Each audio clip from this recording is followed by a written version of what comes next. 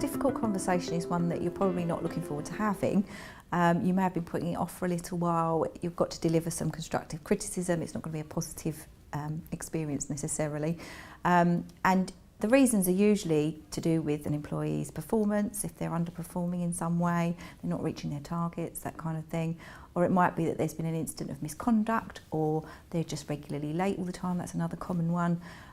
Or it might be that they've just done something, or it might be a one-off incident that you're not happy with and you need to address it with them.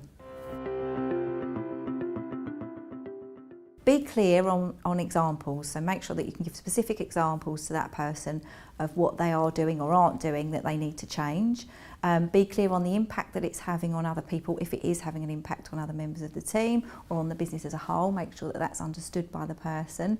Don't delay, make sure you have that conversation as soon as possible, because it gets harder to have the conversation the longer it goes on.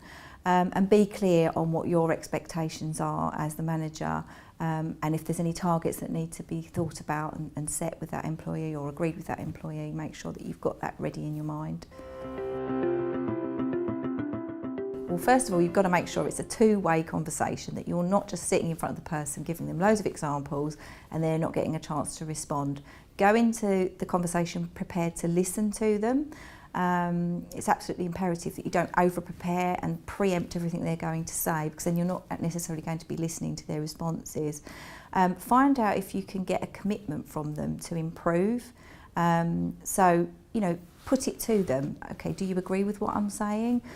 If you don't agree, then tell me why you don't agree. And, get them to come up with a solution is always the best idea, because then they're more likely to be committed to it. If they're not coming up with any solution, then you've already prepared your targets and your expectations beforehand, so you can then put that to them and see if you can get their commitment that way.